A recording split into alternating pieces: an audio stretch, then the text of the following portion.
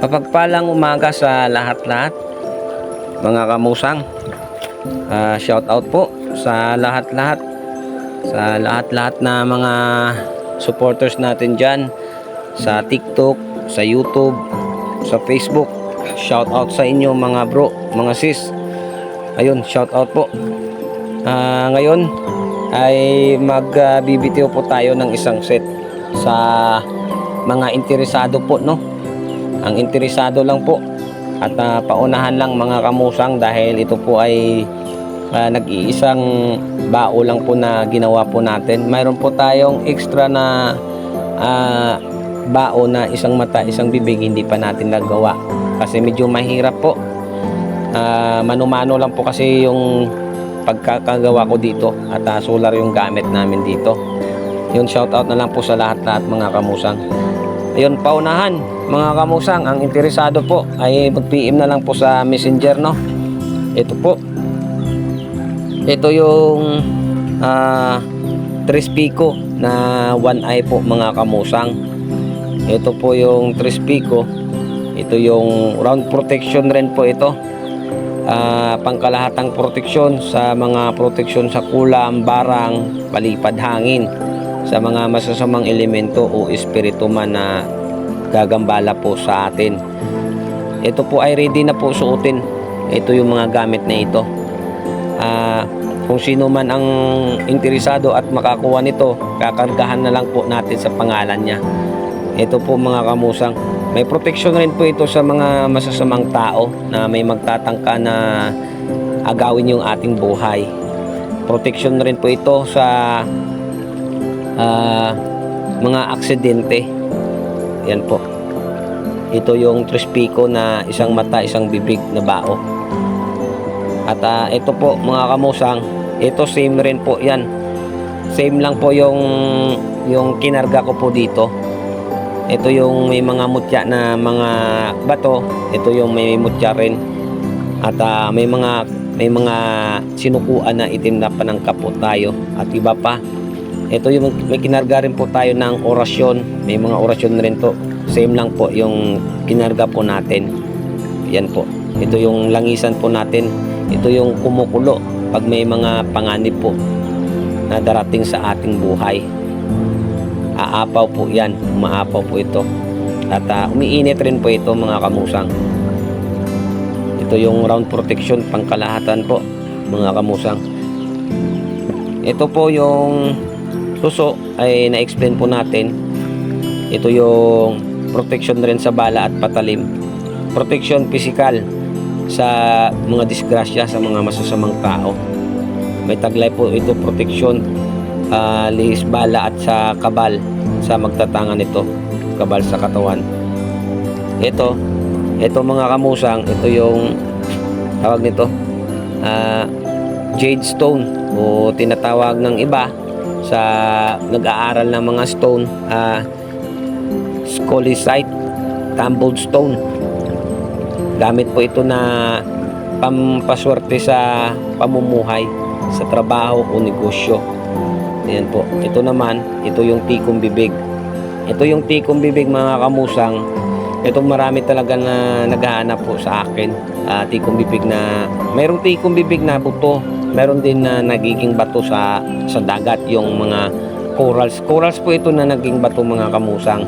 Bali ito yung visa niya po ay tested na rin po at subok na rin ng isang subscriber ko na ginamit po sa kaso.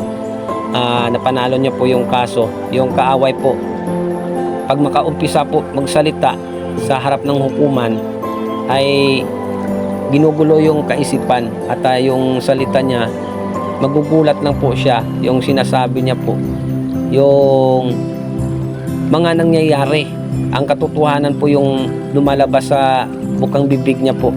Hindi po siya makapagtago ng mga kasinungalingan.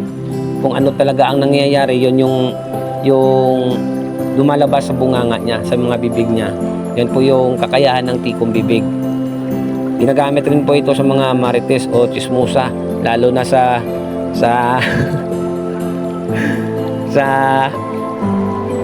sa viewers ko na isa dyan sa TikTok na palaging nagko-comment na kung ano-ano lang.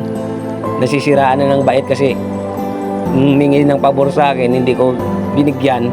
Nag-iba na ang ugali. Kaya yun, natatawa lang ako sa iyo. Sana patuloy mo na lang yan. Pagpatuloy mo.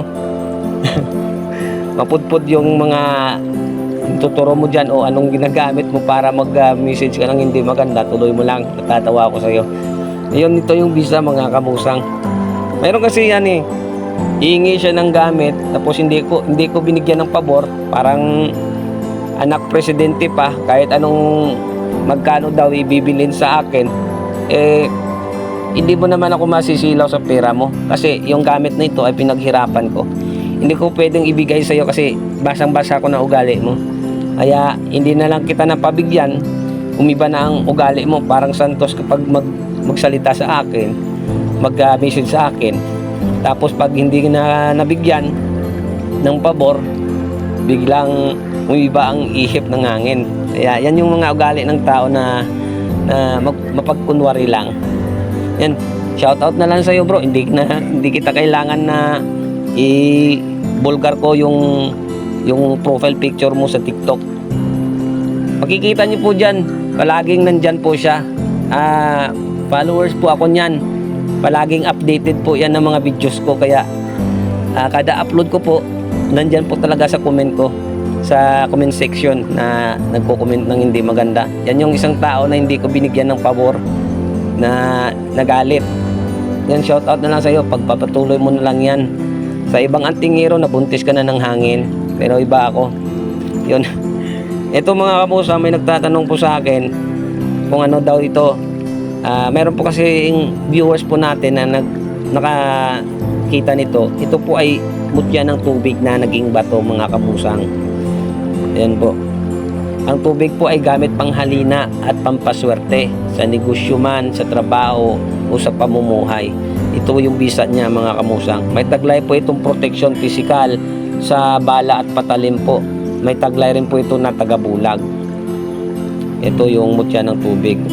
Ito naman, ito yung lagpasan na butas o tagos butas. Sa ibang bansa, tinatawag po ito hagstone.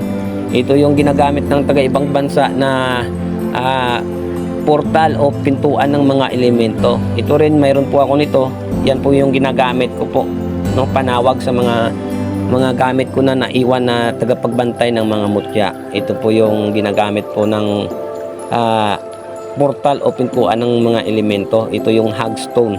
Yun mga kamusang, paunahan lang po no. Paunahan lang po. Sa nag-ano po sa akin, nag-chat, nagme-message, nagko-comment sa comment section sa TikTok ko. Yan po, isa po yan na nang umingi ng pabor sa akin. Pero hindi ko kailangan na ilagay ko yung mukha mo kasi wala naman akong mapapala sa iyo. Puro lang hindi maganda sinasabi mo sa akin. Unang-una ang sinasabi mo sa akin, mabait ako, ang galing ko, etc. etc. Nung hindi mo na nakuha yung kailangan mo sa akin, umiba na yung ihip ng hangin. Iba-iba na yung sinasabi mo sa mga comment section dyan.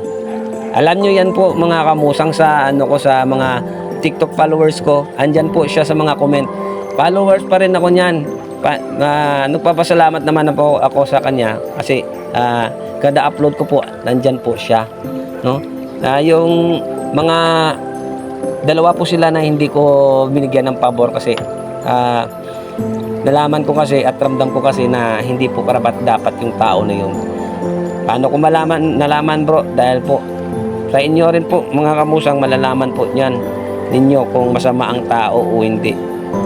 Makakaramdam po kayo niyan. Eye to eye contact lang po yan mga kamusang. Ramdam nyo talaga yan kahit bago pa kayo nag-meet yan. Pag mabigat na yung ano mo sa kanya, yung dugo, ibig sabihin hindi kayo compatible o mabigat yung may mga gawaing hindi maganda po yan na tao na yan.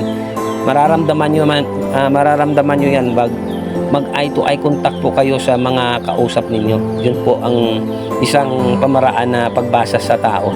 Yun, maraming salamat. God bless po sa lahat mga kamusang.